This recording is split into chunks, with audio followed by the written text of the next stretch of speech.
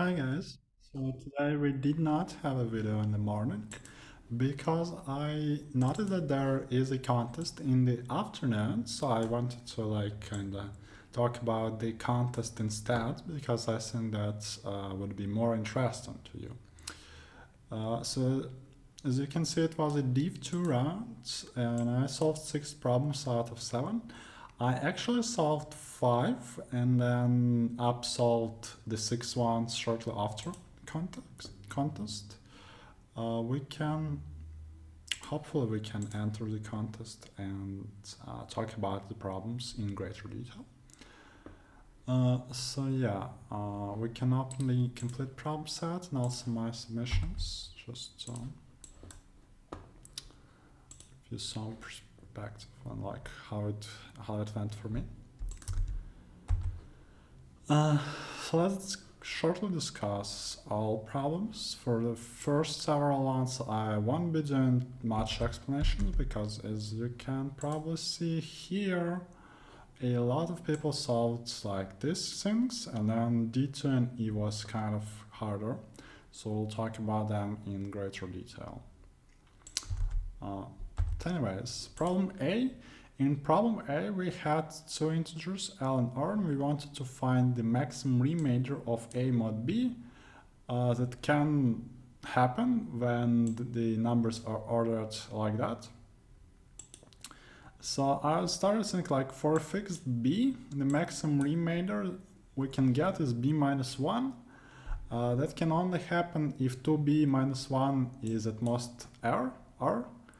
And otherwise, the maximum remainder that we can get is just R modulo B.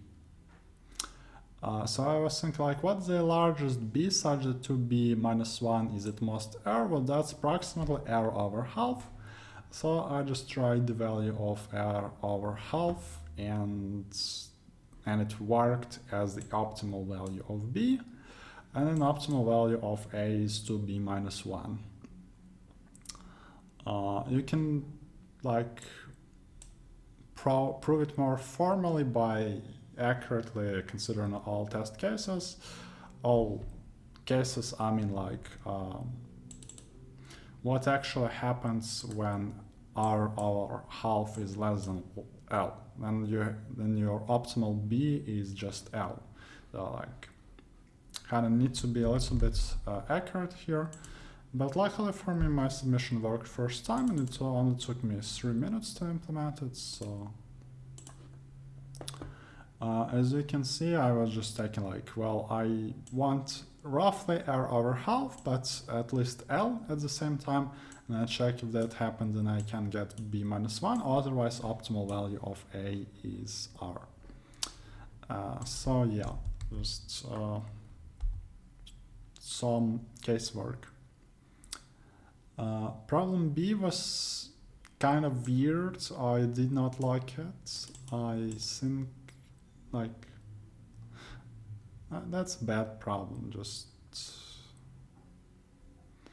I do not like digit related things at all. And when it's problem B, you kind of expect it to be easy, but it was annoyingly long for me. You can probably see that it took me 15 minutes to implement it, and I was not actually the slowest one to do so. So in this problem, we are given an integer n without zeros, and we want to get rid of some digits in such a way that we get rid of the maximum possible number of digits, but also the remaining number is not a prime. So that's it. Well, I started thinking probably we can always have only very small number of digits remaining, let's say 2 or 3 or 4, something like that. So I thought about for a second looping over all subsets, subsequences of 3 digits that probably could have worked in time. But then luckily for me, I realized that what's actually happening is that if a number contains one of digits one of the digits 14689, and we can remove everything but these digits and it will work just fine. That's not a prime number. Let's not say composite because 1 is not composite. And I saw like, okay, I only have digits 2, 3, 5, 7 remaining. And kind of like a lot of 2-digit combinations are also banned. And the only remaining 3-digit combinations that I could make, that was... I'll actually never mind, that never happens. Because 573 actually contains 57 in its representation. But whatever, it's like...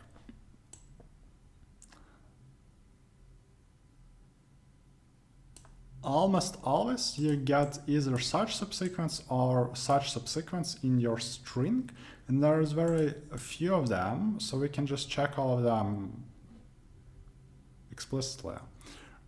So I look over like what's the length, what is the number, I check whether it is a subsequence of our string.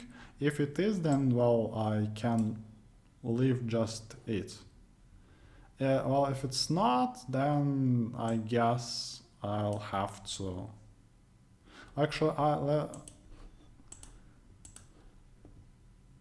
I want to say that like...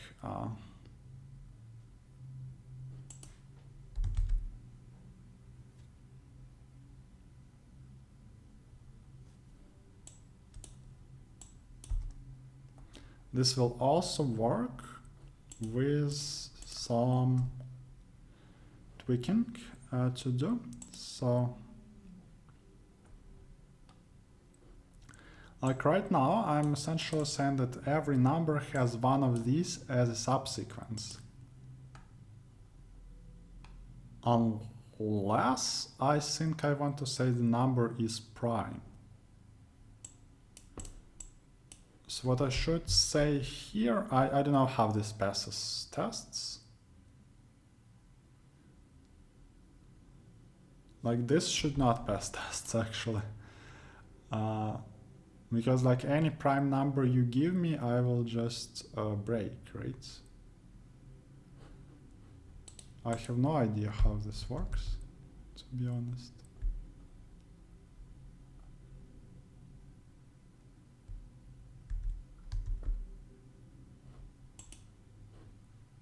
Like what if the number is 53?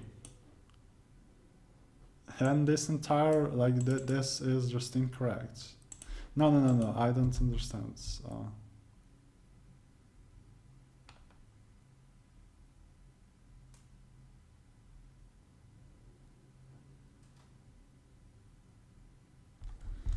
Okay, that's very funny.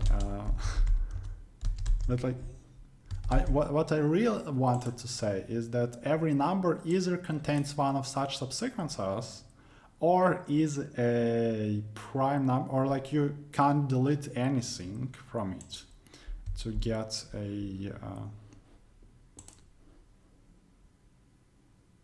what if I hack it? Wait a second. 53, right? Okay, it's number of digits, so I actually should...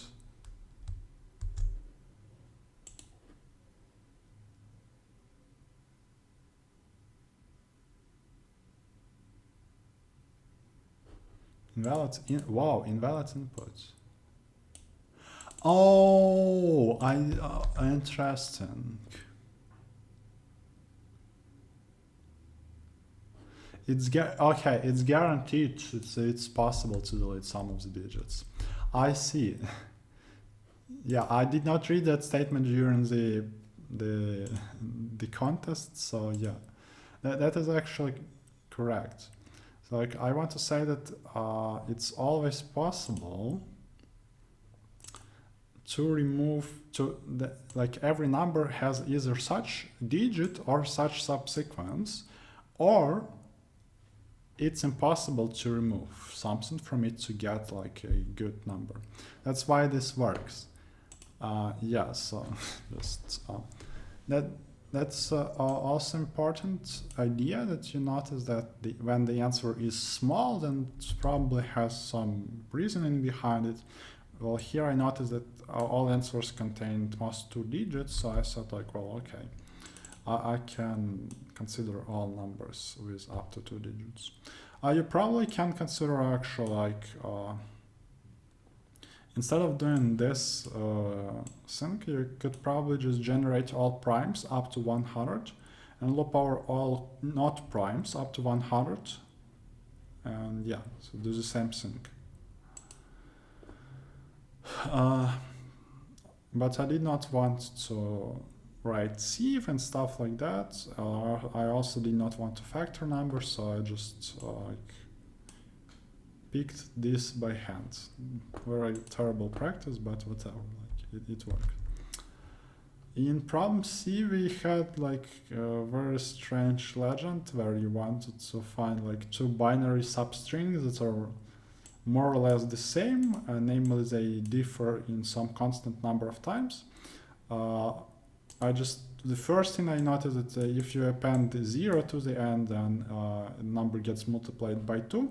So in fact, like if you have any 0 in the second half of the strings, then you can use it. Just pick the first chunk up to this 0, not including it, and then including it, and that will work.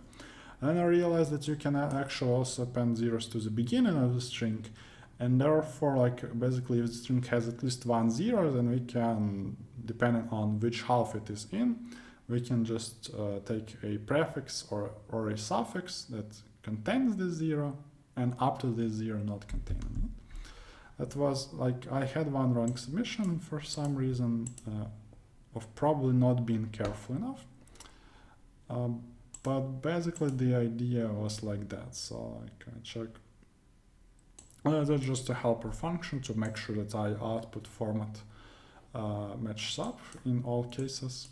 So I said like, okay, that loops over like first half. If I have a 0 in the first half, then I can pick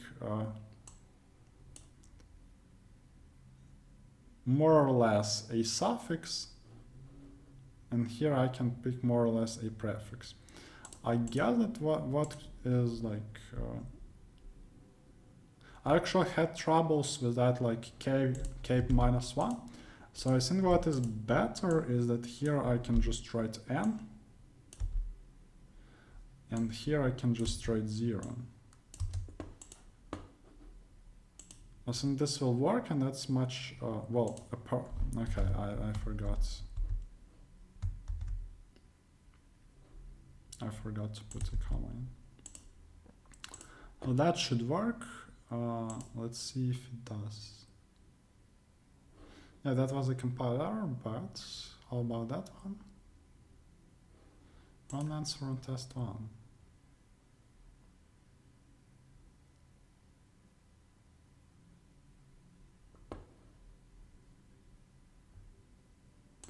There are 7 violates. All right. What I really wanted to say was n-1, of course, here and here. Yeah, but this now, like, why I am fixing this right now, because taking prefixes and suffixes just makes more sense than trying to get lengths of exactly half. And it costed me wrong submission here. Now we can see that I'm getting accepted with prefixes and suffixes instead. So yeah, that was not really not necessary. Problem D1, we had some strange plus minus sequence. We had some queries about subsegments which wanted us to remove some guys to get a value of 0 to get the string somehow balanced substring. Now here I noticed that like value of every subsegment, yes, actually, is a difference of 2 prefixes, which is a common trick. So I can do it with some prefix sums. That's what I immediately do in like 13 minutes. I computed prefix sums.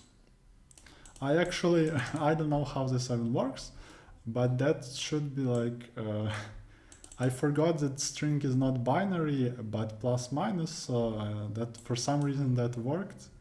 I still don't know why, probably because like we only care about parity.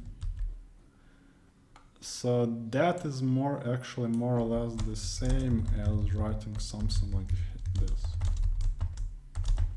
It's plot. What I actually wanted to do is like take 1 here and negative 1 here.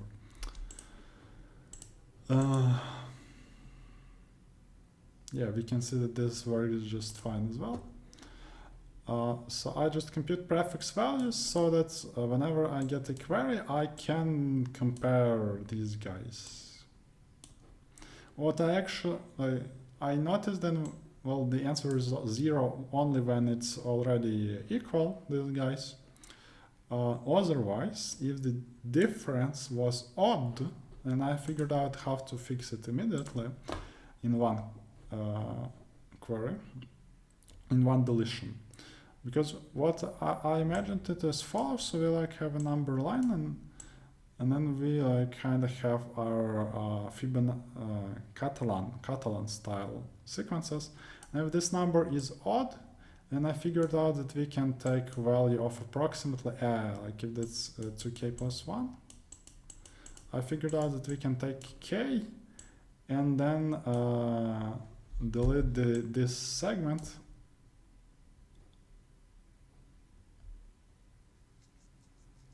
And no, like this segment, that's actually small, right? And then that will result in us like going,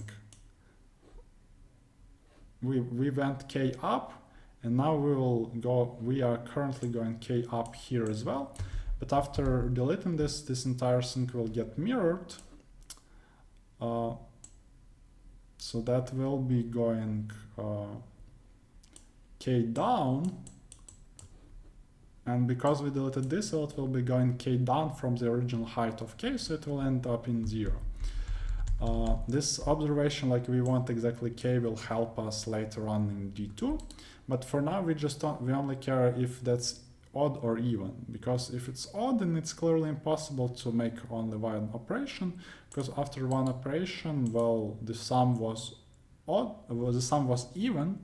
After each deletion, the parity changes, so after one deletion, the parity will be odd, and odd can't be 0. So whenever this condition does not hold, whenever the difference is not, whenever the difference is odd, then we are able to solve it in one smart query. Otherwise, we need at least 2 queries. So that's what I implemented, and it worked. Then I spent a long time trying to get D2 to work. Luckily for me, I made 3 wrong submissions, but they were wrong answer 1, so no penalties on that one. I ended up with something that looked like this, with the idea that, well, I kind of like described already that I want roughly a half. So I just needed to search in like an array for the first or actually any occurrence of like the given value. I did it with an ordered map of vector sense and binary search. There is probably a better way to do it, but that's what I did. And eventually it worked. You can actually notice some assorts. I found assorts helpful because with assorts you are getting runtime error instead of wrong answer. Like it's a more distinguishable verdict, I think. And so that when I'm sure that I can solve it in one query, I just make this query and it works. When I think that like, well, one query is not enough, then I say like, okay, I actually don't care about one of them. I can make arbitrary deletion just to get the sum to odd, because I know that I can solve any odd problem in one operation, and I know that I can solve this entire thing in 2 operations. So why I just don't delete the first character, so that my query remains a range query, which is easy to answer. So I delete the first and then I call one more find with a slightly different parameter. So like because I deleted this, I no longer want to search in it. So L-1 here, here, and here actually change to L. Also that half function, I believe it corresponds to rounding away from 0. That's the sole purpose of that function, because like I considered several partial cases, small values of d, and I figured out that I need to round away from 0. It took me a long time, and then I made the worst mistake of my life. No, let's be real. I just violated a very important rule that I try to follow in competitive programming, and that's why I did not solve E on time. Problem E is very nice. It says that we consider an expansion of the string, which roughly corresponds to the following. Like we take all prefixes, then we take all prefixes starting at we take all substrings starting at the first characters and all substrings starting at the second character, etc., etc. So overall, we get all the substrings, so a quadratic number of them, and then we wanted to find longest increase in subsequence and the expansion of S, where the strings are compared lexicographically. The mistake I did is that I stopped thinking because I read that statement like strings are compared lexicographically, and I also read that I want to compare substrings. So without thinking for a long time, I implemented the following code, which was never going to work. Because like I recently learned this trick from Erichta, that you can compare substrings in logarithmic time with binary search and rolling hashes. So I just computed hashes. I like have functions compute substring hash, and I have binary search over the length of longest common prefix, which was answering me LCP queries. Now I wanted my LCP queries for DP. DP was very simple and based upon the following observation. If you take these values, all substrings, and locate them in a table, so like A, B, B. Let's actually say that we have a string abak, because that was not an interesting thing to work with.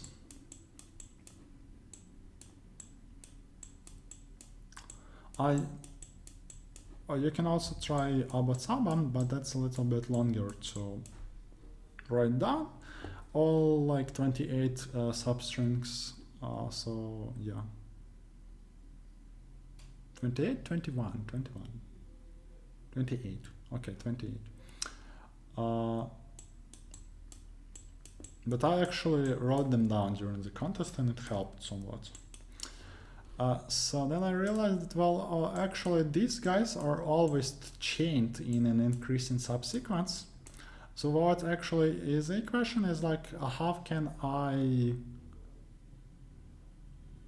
take such block and prepend it to some block in the past? Well, I noted that like if my first character is less than any character of another block, then I can prepend. But then I ran into an issue like, what if my first characters are equal? And I realized that I can prepend. Like I need to take the first place where like longest common prefix is this. I can take the first place where it ends and prepend that to that if this is smaller than this. Or that's the same as this. So when this is smaller than this, so like I take LCP and then I check if it's smaller, then I can prepend to the corresponding part of the block here. So that's why what I need my LCP in my DP for. So DP will be like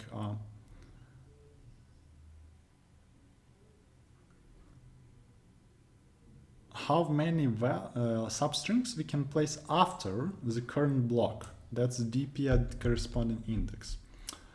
DP works as follows, like in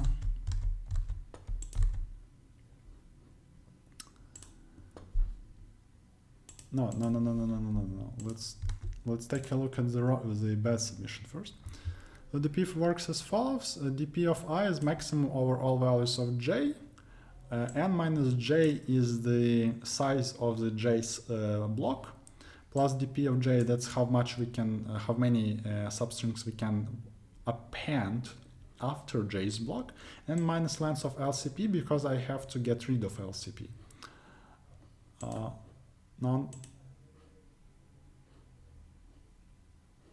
Oh, that's the wrong one. So yeah, that's the same thing. The thing is that I was computing LCP with that very involved technique. What I did not see, and here I made a mistake, like after I read that I need to compare substrings lexicographicaly, I just realized, okay, I can do it with this technique, and I stopped thinking about like whether that's actually the most efficient way to do it. It turns out it's not, because it has a lock overhead, whereas what you actually can do, like because you only need LCPs of suffixes, you could actually, like there's a special structure to them, and that's like LCP of ij is either 0 if first characters differ, or LCP I plus 1 j plus 1 plus 1 if first characters are the same. That's what I overlooked, and you should never overlook such things. Like most of the time, problem setters, unless they are Asian, let's say so, they don't set problems which require terrible implementation. I'm saying that not to offend anyone, but like I noticed that people, for example, in India, do love data structures a lot, and even if there is like a terrible data structure with a terrible implementation, they will very happily give a problem that requires a very questionable data structure and not much syncing. Whereas here we can see exactly the opposite, like problem setter has a very beautiful idea in mind, that like, well, you're doing quadratic work already, why you just why you don't just compute LCP of all suffixes in a DP style manner, right? Well, that's something I overlooked, and you should not do that. You should never stop syncing, because that's a violation of the very important rule. I guess like that's if Alexei Daniluk was also known as Umnik, was for some reason listening to this screencast, he would say like, well, yeah, like that's one of the reasons why I don't use pre-written code, because like that technique is an abstraction of how you can quickly compare substrings lexicographically. And abstractions are not always good. Only good abstractions are good. An abstraction which has a terrible implementation is not good. Like it's, unless you have it like very well tested. And if you have it very well tested, then you probably are able to write it down yourself during the contest. And if you can't, then it's probably not intended by the problem setter. So yeah, here nothing smart was intended by the problem setter, just quadratic DP and then linear DP. And quadratic in a different, and yeah, just two quadratic DPs, and that's it. So implementation ends up being very nice and lovely, just lovely. So yeah, don't stop thinking. In Div2 competitions, most of the time you can get away without pre-written code. Like most of these problems that people say like, oh, you need a segment tree for that, Well, first of all, you can write a segment tree, and second, you usually can get away with fenwick tree or something even simpler, or like prefix sums. Because like when I saw problem D2, my first guess was okay, I need segment tree to process some range queries, and I realized, well, no, I'm very fine with prefix sums. In a way, that's a prefix sum. So yeah, like typically in div2 you don't need to use some overkills. You just need to think carefully before you dive too deep into the implementation. So yeah, that's kind of a thought process that I wanted to share with you. I believe that there has been a stream by geothermal with like solutions, explanations and stuff like that. But yeah, I did not catch it.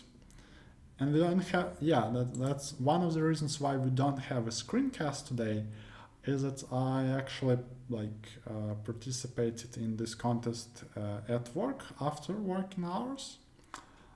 I just figured out that it was like kind of not the best timing to go home, because I would probably get stuck and not catch the start of the contest. So yeah, I participated in from the office. That's why we don't have a screencast, because that's kind of inappropriate, I guess, to record a screencast of some competitive programming competition while you're at work. So yeah, but hopefully I kind of fixed this inconvenience by doing a after contest analysis of problems. And I did not have a chance to read F, unfortunately, but maybe we'll have a look at it tomorrow. Let's see. But I do have like red problems in mind that I wanted to discuss. But maybe it will be actually that problem. We'll see. So very short video today, but I hope that you, like, if you participated in the contest, you probably had enough time to think about the problems yourself, and therefore you don't actually need very detailed explanations. Maybe that's actually better than I recorded it like post-contest, when I only focus on the important stuff and don't waste a lot of your time watching the screencast. So yeah, that's it for today. Thanks for watching. Hope you learned something new and stuff like that, you know the drill. And I'll see you tomorrow with more problems with your, I guess, daily dose of competitive programming. See ya, guys.